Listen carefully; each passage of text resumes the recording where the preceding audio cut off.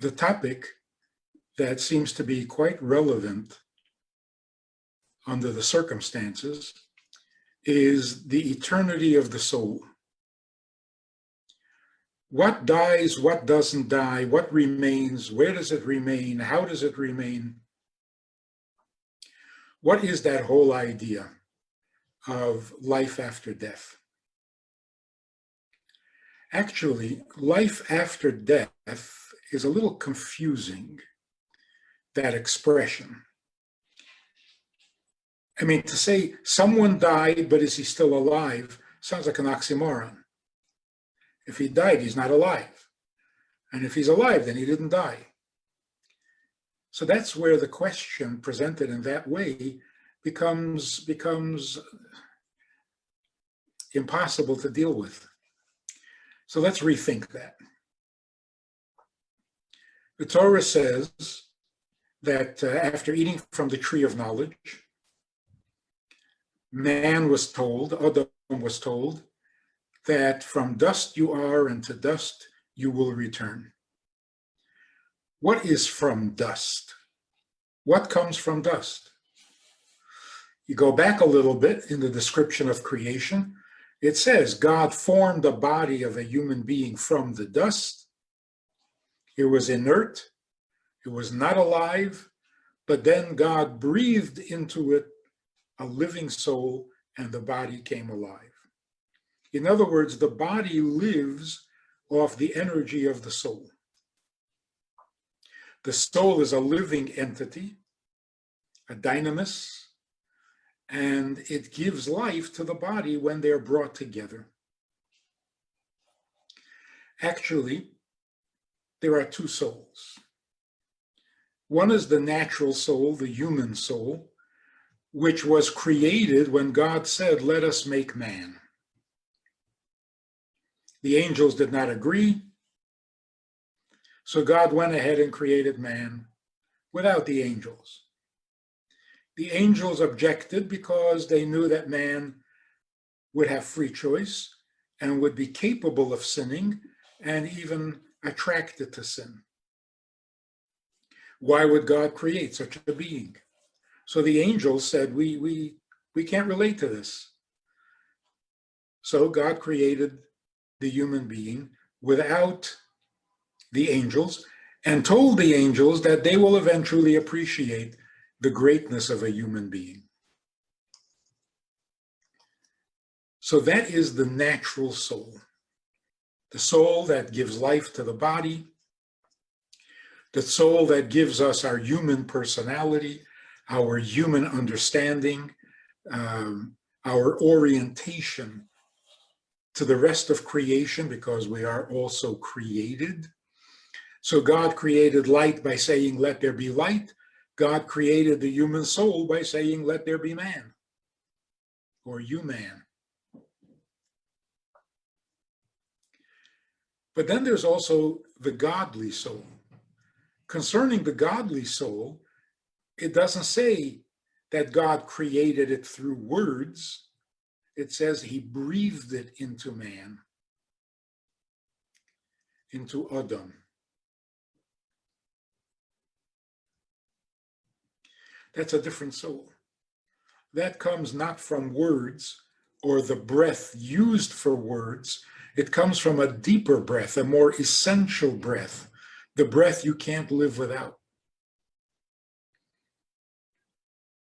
That's the godly soul, a little piece of God. Now, one of the differences between them is that the human soul being created is mortal. It can stop existing because it once did not exist, like everything else in creation. The godly soul, on the other hand, always existed because it's a part of God. So there is no non-existence in its makeup. It can't not exist. What is the practical difference? The practical difference is that the human soul is afraid of death, has a survival instinct, whereas the godly soul has no such fear. and therefore no such obsession. The godly soul knows that it doesn't belong on earth. It is heavenly, actually greater than heavenly, because heavens were also created out of nothing. So the godly soul wonders, what is it doing here? Does not really by nature appreciate being here. This is not its natural habitat.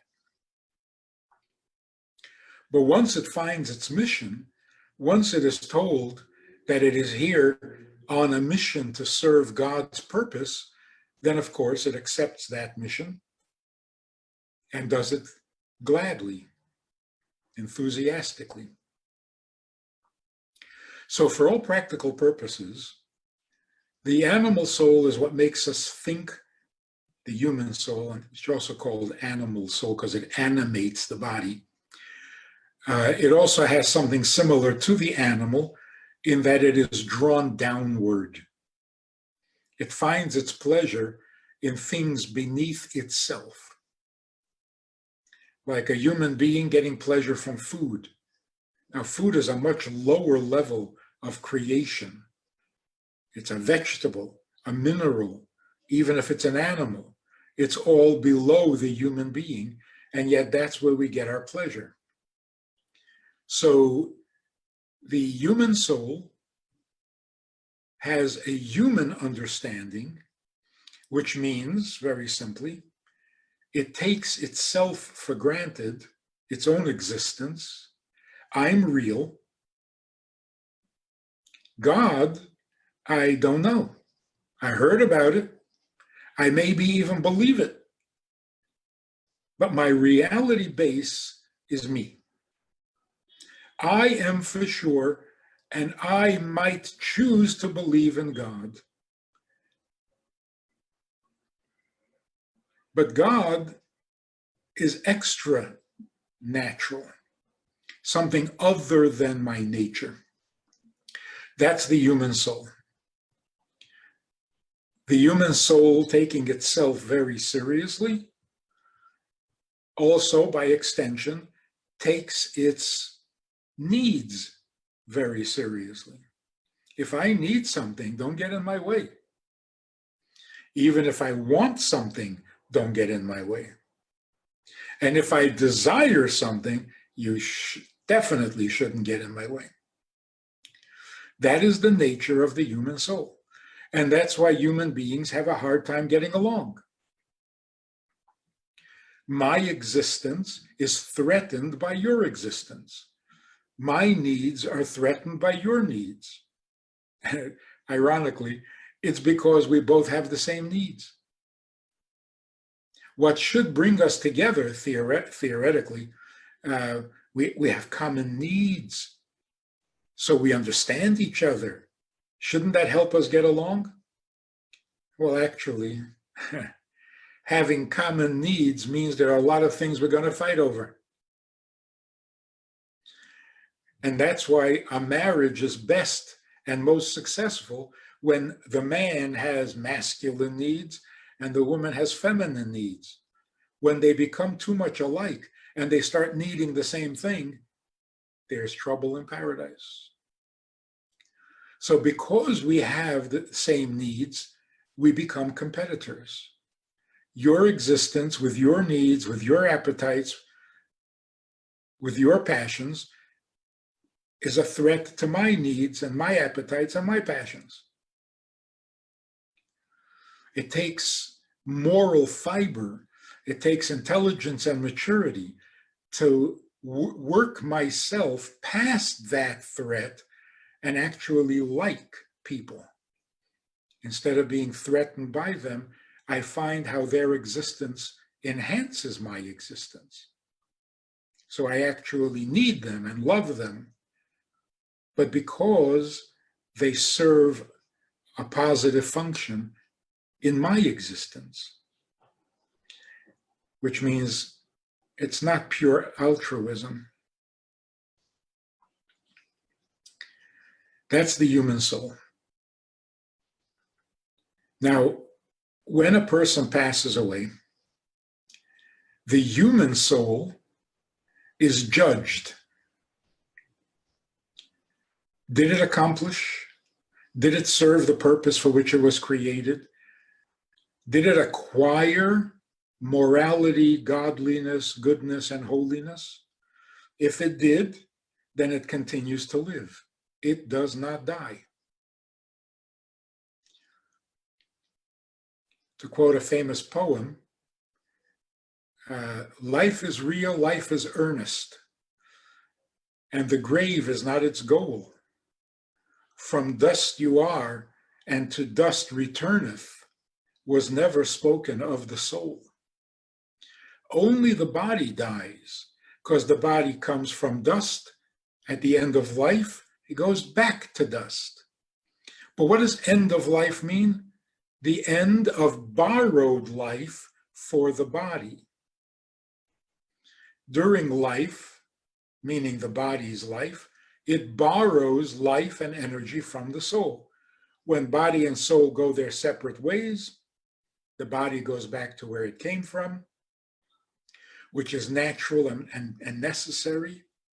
So from dust you are and to dust return is not only a curse, it's also the nature of the body, so that it is an honor and a pleasure for the body when the soul leaves to go back to the earth. And that's why in Jewish tradition, we try not to delay the burial, even for a short while, as long as it's possible. We do the burial as quickly.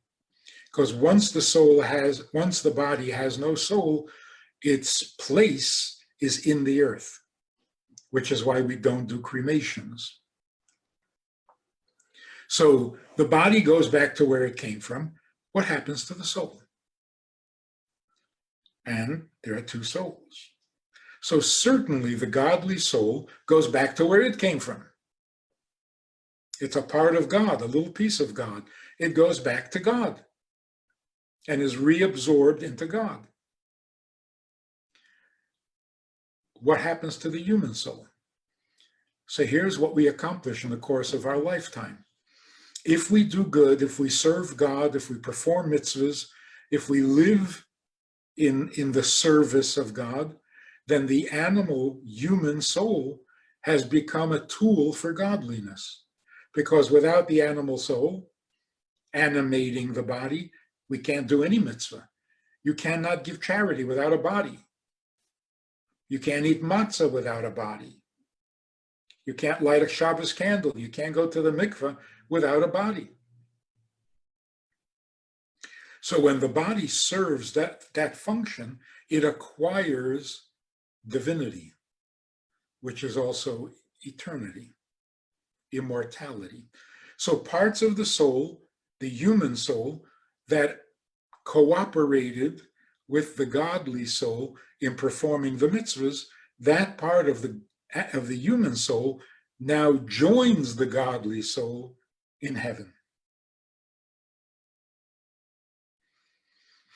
The more we do mitzvahs, the greater part of the human soul is elevated into holiness and godliness and attains immortality. Now that's a huge accomplishment. For the godly soul to remain and be eternal, that's its nature. For the body to die and go back to the earth, that's its nature. But for a human soul, a created being, which by nature is not eternal or immortal, acquires immortality and continues to live with the godly soul. So the question is not, is there life after death? The question is, when the body dies, where does life relocate to? Because life will go on. The soul will go on. And all life is in the soul, which means the soul that leaves the body retains its personality, its energy, its memories, its experiences, its relationships. So in the soul, every relationship is permanent. So parents are aware of their children. Parents in heaven are aware of their children. They're still attached.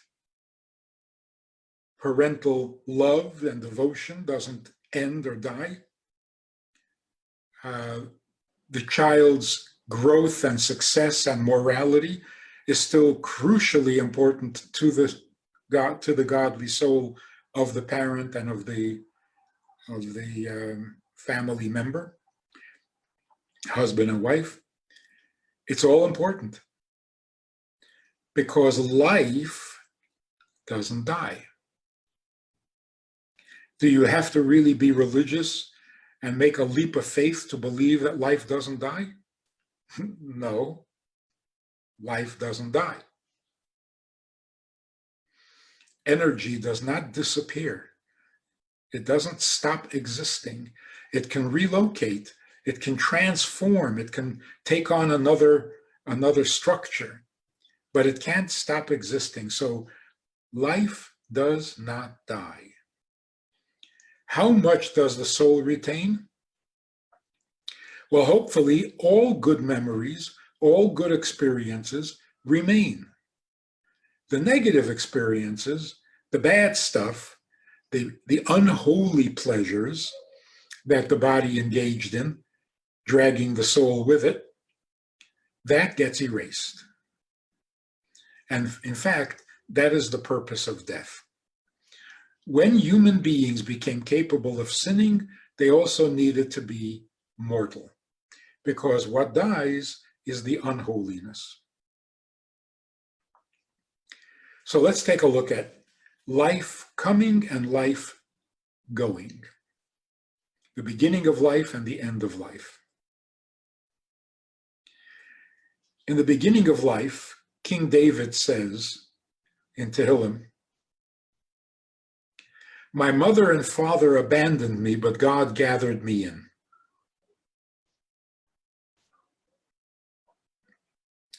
My mother and father abandoned me is not Lashon Hara.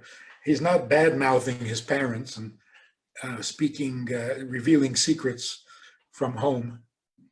He's describing every soul ever born. Parents, in a poetic sense, parents abandon their children at the very first moment of conception, because conception takes place about, an hour or two after intimacy. So after the intimacy, parents usually are not paying attention to the conception that is taking place. It's out of their control. So they're sleeping usually. Mother and father are sleeping when the baby takes its first awesome step from heaven to earth. The first contact of the soul with a bodily substance. It's not even a body yet. It's the substance that will become a body at the very moment of conception. King David says, the soul remembers. Holy people consciously remember. But every soul is holy, and therefore it has no forgetfulness. It remembers everything. So King David says, I remember being conceived. And I looked around. Who's babysitting? Who's in charge? Who's making sure everything goes well? It's a complicated business. You know, the nose got to be right in the middle of the face, otherwise it's not good. So King David says, I looked around and my mother and father had abandoned me. They were fast asleep. But I was reassured by the presence of God who was gathering me in. So the first contact that a soul has, human soul, has with God is at the moment of conception. It is keenly aware that it cannot conceive itself, it cannot develop itself, it can't do anything itself, and there's nobody that can help. Not even the parents who are creating this baby. So only God is there to move things along and make everything happen right. That is the first stage of human existence. After 40 days, there's a giant step, another phase in the life of the individual. At 40 days, there is a body, there is something there. It's solid now. Still has details to take care of, but it is now a body. The soul feels embodied. At this 3-month stage, that's another phase. The connection between body and soul is becoming stronger, is becoming more thorough. They're not strangers anymore. At 5 months, and then at 9 months, further development, further stages. During this time, the godly soul is studying Torah. That's what the soul does in heaven. That's what the soul does in this heavenly place called the womb. In those 9 months, it studies the entire Torah. Now, birth. King David says, even when I go in the valley of the shadow of death, I am not afraid because you are with me. This is the second time that the soul experiences God's presence. It's not as traumatic, it's not as miraculous as conception, but birth also is a frightening, overwhelming experience for the baby, for the fetus. And again, the fetus is looking for help. Who's taking care? This is the valley of the shadow of death. Going from the womb out to the world, that's the valley, the birth canal. It's a valley between two mountains. The life in the womb is a wonderful life.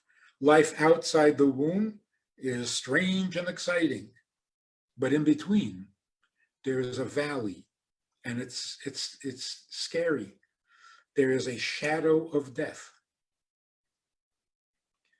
So again, the soul looks around. Who's in charge? What's going on? How do I survive this trauma? And King David says, once again, God was there. And so the fear did not overwhelm me, even though it erased my memory of 9 wonderful months. So it is quite traumatic. And we really should pay attention medically, just off the record.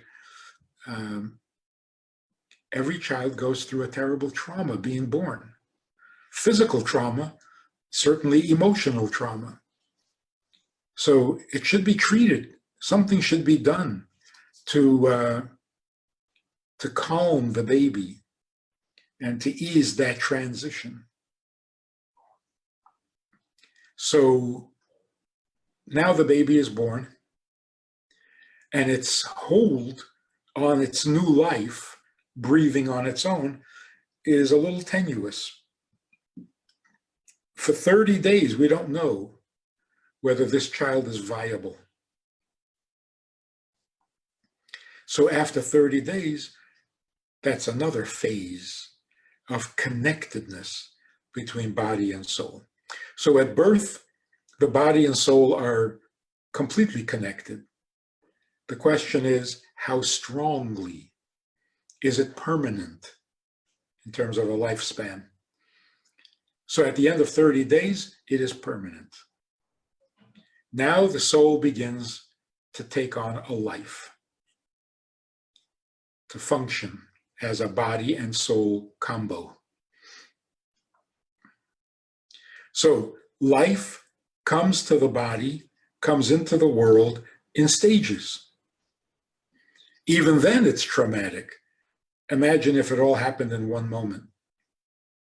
One moment you're not, the next moment you are breathing and thinking and cold because you need a blanket. That would be way, way too traumatic, and we wouldn't survive. Now at the end of life, oh, by the way, the godly soul then takes another 12 years to settle into a young girl and 13 years to settle into a young boy.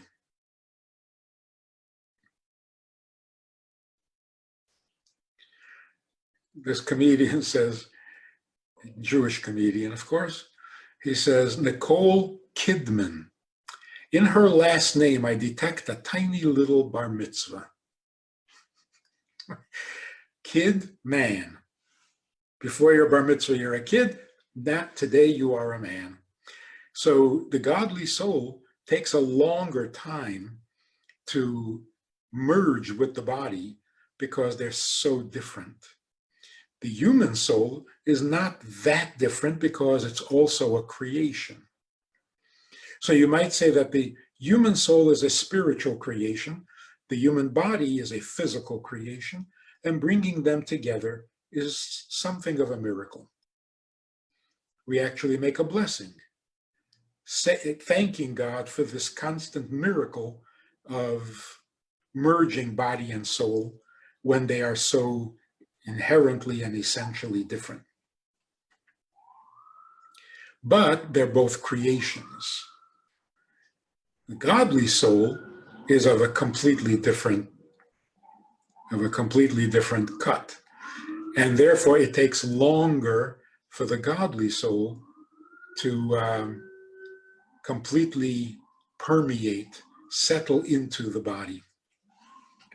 Now, at the end of life, the process is reversed. It doesn't happen all at once. It's a series of steps and phases, increments, as the body and soul separate. They've become quite attached to each other because even the godly soul is affected if the body is not healthy. If the body is in pain, the godly soul can't do its job. And so they become very devoted to each other. The body suffers if the soul is unhappy, psychosomatic, and the soul suffers when the body is not healthy. So they've become quite a pair. Separating now becomes very painful. It was traumatic to come together. Now it's painful to part. So the first thing that happens for most people is that they suddenly become aware, sometimes quite consciously, sometimes barely consciously, but there are signs that they are aware. People who live short lives live so well. They accomplish so much. They are so alive as long as they're alive, as if they sensed that they don't have much time and they got to get it all in. And so they accomplish a lot in a short time relative to other people. But when the time comes, most people have a sixth sense that it's time to wrap things up. It doesn't help to argue with them. They don't give up on life. That would be wrong, because every minute of life is an eternity. So even if you have only a few minutes left, you don't give up those minutes, ever. But you know that the time is short. that allows us to get our affairs in order, not just human affairs, but also our relationship with God. Rambam says, a person who sinned all his life, and at the end of life, the last moment before the soul leaves the body, the person sincerely regrets and might even say, if I could live my life over again, I would be better. I would do more good. I would serve God more sincerely, more consistently. The person who says that and feels that is actually doing a genuine tshuva. He is clearing away all of the mistakes that he now regrets, and they are erased and they are forgiven, and his soul comes to heaven pure. So now, after that phase of anticipation, well, premonition, I think, is a better word. Now comes the moment of death. The moment of death means that there is a gap between the body and the soul. They're no longer merged. They're no longer united as a unit. Now there's a body and there's a soul. The soul looks at the body and says, I really don't want to leave. But there are two entities now. They're not one anymore. The body lost its energy and its life, but the soul has not lost interest in the body. So there is a distance that develops between them, but the soul is not gone from the body. Meaning, it's not lost its interest, it's not lost its connection. There's a relationship, but they're not one. It's like being engaged but not married. So the soul, in a manner of speaking, hovers around the body, reluctant to leave. You might call that an out-of-body experience. Out of body, but not lost, not in a separate universe, just out of body, but present next to the body, in the vicinity of the body, because it still is attached emotionally. That is a 7-day process, which we call Shiva, and that is the amount of time that we sit mourning the loss of that connection. So what we're actually doing when we sit and mourn is that we are empathizing, we are sharing the soul's sadness and pain. It's very intense in the first 3 days of the 7. And so we mourn intensely in those 3 days. The next 4 days are slightly less painful.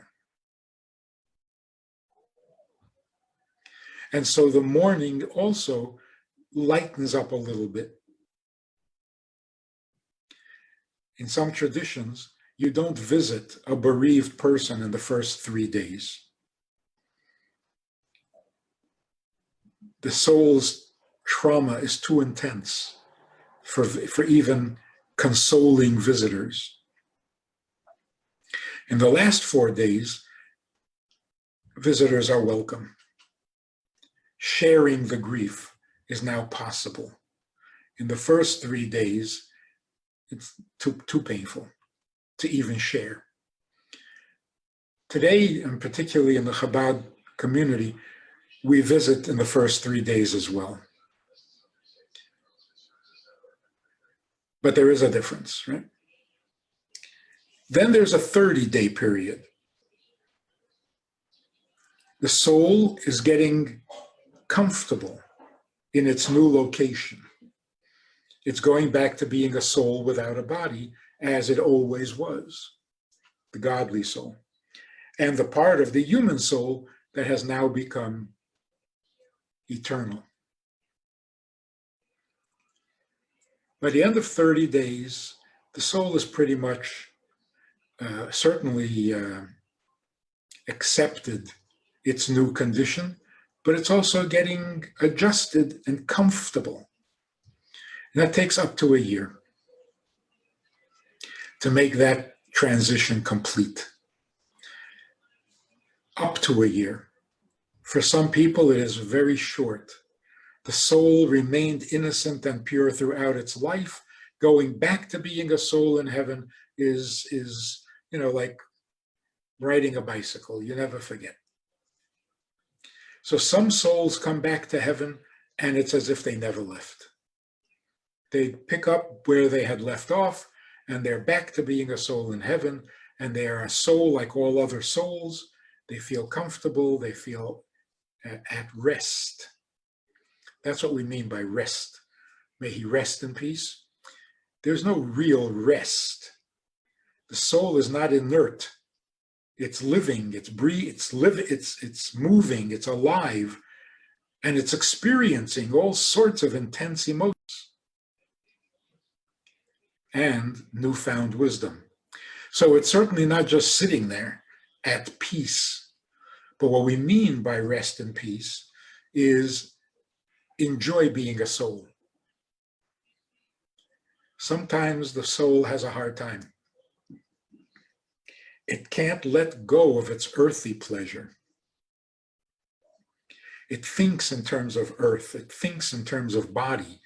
It kind of smells like earth, like a body, but it's in heaven, and that smell is not welcome. It's out of place. And so the soul is embarrassed. That embarrassment is what we call burning, like burning with shame. That burning is what we call hell. It's hell to come back to heaven and not look and feel and smell like a soul. But that wears off. For some people, it wears off almost immediately. They never get to be embarrassed. For some people, the embarrassment lingers up to a month, up to a year. When we say Kaddish, we are helping the soul make that adjustment, shedding the memories of the pleasures of the physical, of the mundane, and rediscovering the pleasures of being a soul. So, where is heaven and where is hell? They are not locations. We're accustomed to speaking of heaven as up and hell as down. You go down to hell, you go up to heaven. It's not a spatial concept. Heaven and earth for the soul are simply different pleasures. The pleasure of earth, familiar to the body, shared by the soul, is an earthy pleasure. The pleasure of a soul without a body is a heavenly pleasure, a soulful pleasure. So what the relocation is from the pleasures of earth to the pleasures of heaven. That doesn't take up space. It's not up or down. It's simply a different experience. So when we say the soul went to heaven, we mean the soul switched to enjoying heavenly pleasures instead of the physical pleasures that it had while connected to the body. So if you say, where is the soul? And some people say, oh, they're in a better place now. It's not a better place. There is no better place than earth. Earth has its problems. Not everything is beautiful yet on earth. But earth is the place to be, the best place to be. So dying does not take you to a better place. It takes you to a more spiritual place, to a more heavenly place, to a place without pain and without fear and without ugliness. So it's a nicer place, not a better place. So when they ask, so where is the soul now? Where did it go? We think in terms of physical location, of geography. Did it go upstairs, downstairs? Where did it go? It went from earthiness to heavenliness. That doesn't have a particular limited place. The soul in heaven can still be earthy. It's a little embarrassing, but it can. And a soul on earth in a body can still be heavenly. There are such people. So the soul leaves the body in stages. First, there's the premonition. Then there's the moment of separation. Then there are the 7 days when the soul painfully and tragically has to disconnect from the body. Then there's the 30-day period where it's getting comfortable being a soul in heaven. And then there are the 12 months that some souls are going to need before they're completely wrapped up in the life of a soul. Now, is that the end? Still not the end. The soul really enjoyed being on a mission. While it's in a body, rather than in heaven, which is its natural habitat, it senses a sense of purpose. Because why would a soul be on earth? Only for a purpose, a mission. And being on a mission, being able to serve God's purpose, being able to do for him what he needs is such a privilege, and it's such a powerful experience for the soul that even after it leaves the body, it kind of yearns to be serving God on earth rather than being rewarded by God in heaven. So heaven, the pleasures that the soul has when it is free of the body, is the reward for the soul's good behavior. But the soul would rather be still at the job serving God rather than being rewarded. And that's why the sages tell us, don't do mitzvahs for the sake of the reward. Not only because it's more noble, but because you're going to regret not being able to serve while you're receiving the reward. Because the soul, by its very nature, would rather serve than be served. There's where true altruism exists. The godly soul has no agenda. It doesn't need anything for itself. It doesn't need life. Being on earth, being in a body, being alive in the human sense is a mission, a divine mission. And the pleasure of serving is greater than the pleasure of being served. So when we do a mitzvah, there's nothing in it for us. We can find benefits. It's a beautiful lifestyle. It's a meaningful lifestyle. It's a wise lifestyle. But we don't need that. We weren't born in order to have a little wisdom and a little beauty. There's got to be a much bigger purpose. So it's serving rather than being served that excites the soul. So it yearns to be back in a body.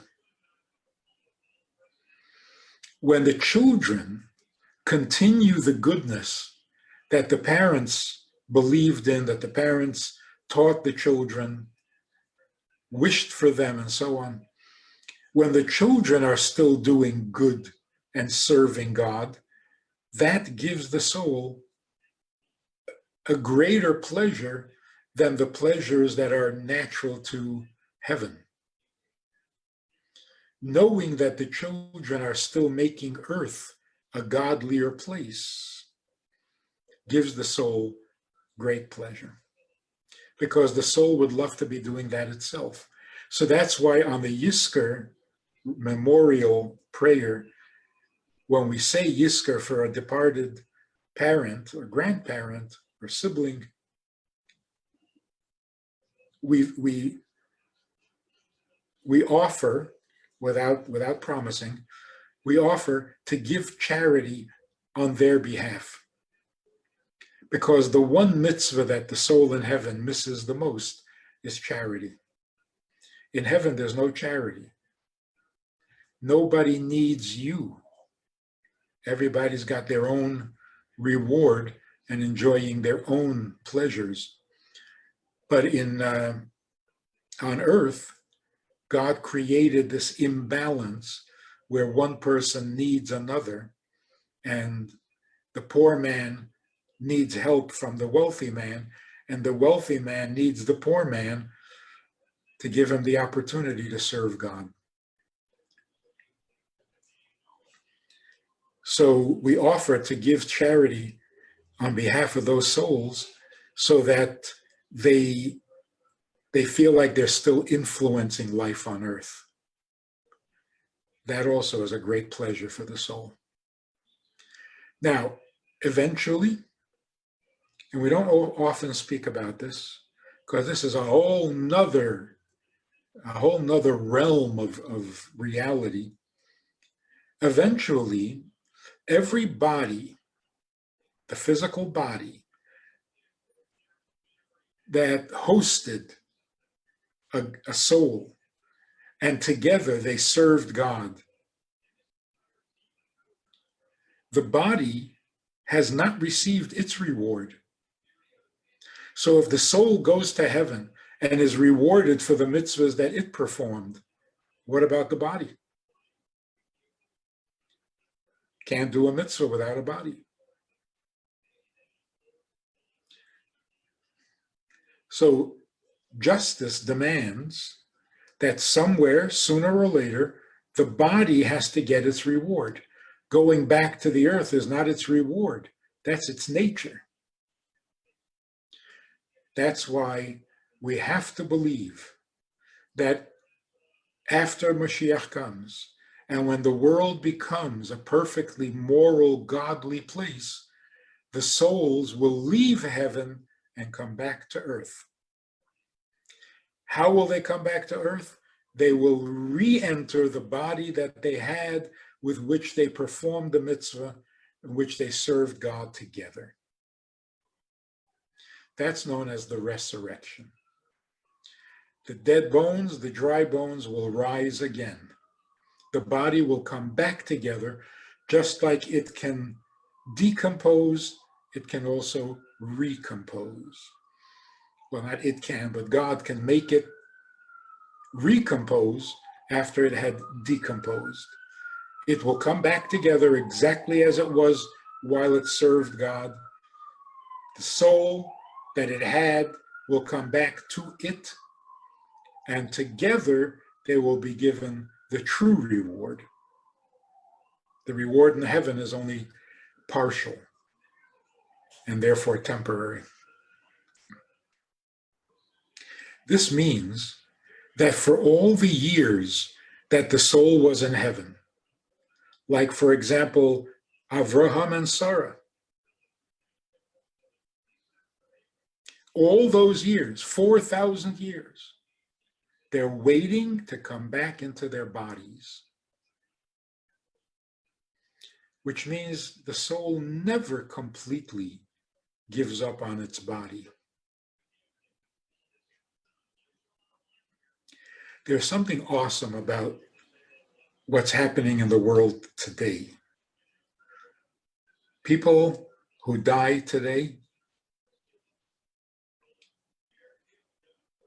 in the Jewish community, their children cannot say Kaddish for them because of the quarantine. They did not say Yizkor for them this past holiday. What's awesome about it is that God is telling us, by arranging this circumstance in which you cannot go to the synagogue, you cannot go to shul, you cannot have a minyan, and therefore you cannot say Kaddish or Yizkor, God is telling us the people who died this year don't need it. They don't need your prayers. They don't need your mourning for them. They're doing fine. Now, of course, this doesn't take away our personal pain, our loss, our grief. But it is comforting to know that the soul is doing fine. It will not take 12 months. There is no painful readjustment. There is something unusual happening, and God is letting us know very clearly, you're not going to go to shul, you're not going to go to the synagogue, you're not going to say Kaddish, you're not even going to sit 7 days of Shiva. Why? The soul doesn't need it. And if the soul doesn't need it, what's left is only your loss. Your loss can't be dictated. Mourn for 7 days, 3 days intensely, 4 days less. You can't dictate how you mourn. That's for the benefit of the soul, of the departed soul. But personal grief, you work it out depending on your personality and the role of the person who passed away, how strongly they affected you, the bond, and so on. So that, of course, is real. But there's also this unprecedented, I think, souls coming back to heaven, and they don't need the Kaddish. Pretty awesome thought. We also have to be aware that the resurrection that brings back every godly soul and every elevated human soul that has attained immortality. So every righteous person will be resurrected and every godly soul will come back into its body. So death, it turns out, is temporary. Life is permanent. Yeah.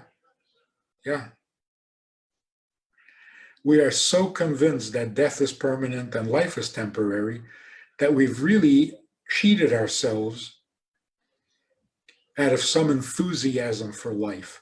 If we know for sure that life is forever, we live better. We live more fully.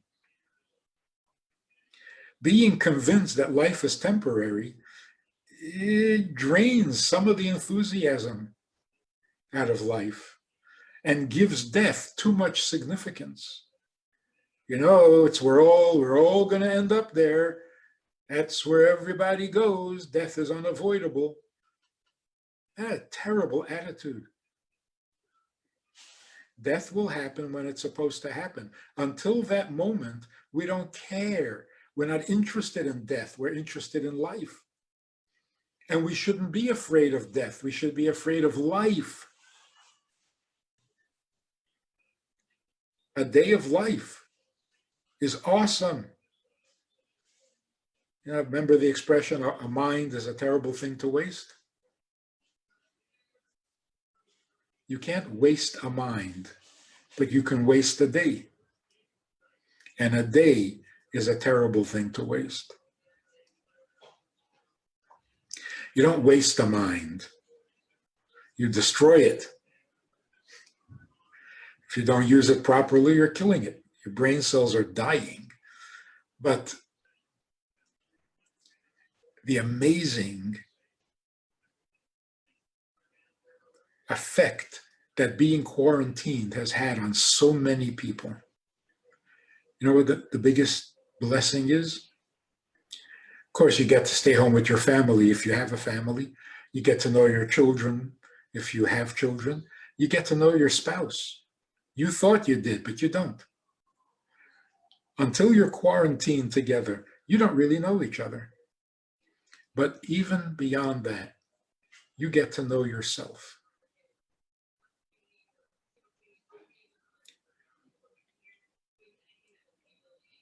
Effortlessly. It's not soul searching. Soul searching is usually misleading. People who go on soul searches end up developing concepts and impressions about themselves that are so far from the truth.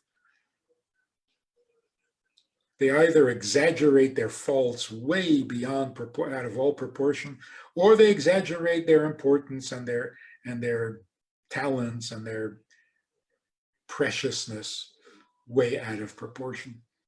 Soul searching can be very tricky, but being alone with yourself, you can't avoid it.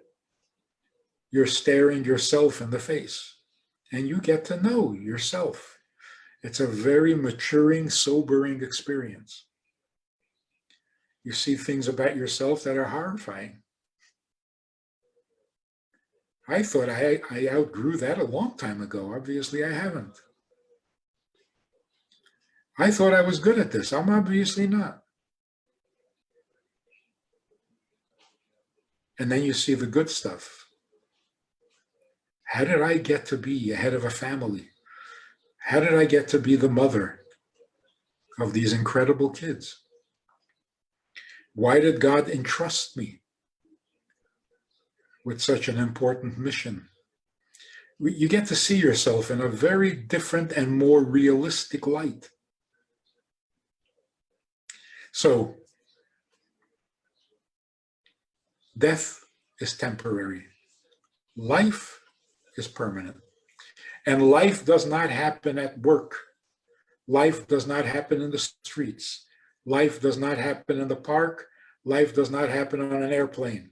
Life happens at home. We're learning that quite graphically too. This is where we live. The rest is commentary, to borrow an expression from Hillel. So that is the story of life and death. Death will eventually be discontinued. It serves a purpose. It is necessary in the perfecting process of the universe. But once the world is perfected, it will no longer be necessary. It is certainly not welcome. It is not admired or appreciated. It's only necessary. And when it stops being necessary, it will disappear. It's temporary. Not only will people stop dying, but those who have died will be coming back. It's a little difficult to imagine, although we have seen films run backwards, in reverse. You see the bricks of the building coming back together, each one in their right place. That's called recomposing. instead of decomposing. So it's not like it's impossible physically. There are no laws of nature that say it shouldn't or couldn't happen. So it will happen, and the sooner the better, because we really have invested a lot of goodness into this little planet. A lot of intense good feelings, moral feelings, godly feelings. So it still needs a little improvement, but can't be that much longer. The world after the this thing that we're all frightened by, when that's over, the world is going to be an even better place than it was before. Speaking to a journalist, he's on medication because all the bad news that he has been reporting and covering is just so depressing that he had to take some antidepressants.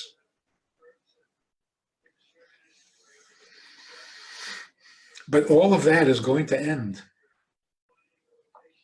And from now on, all journalism will report happy, inspiring stories of goodness, stories of heroic behavior, of beautiful things that human beings do, even in difficult times.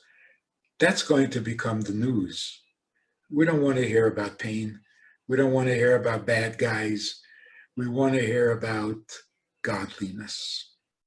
And that is the fulfillment of the prophecy that says, days are coming when there will be a great hunger and a great thirst, not a hunger for bread and not a thirst for water, but a thirst to get to know God.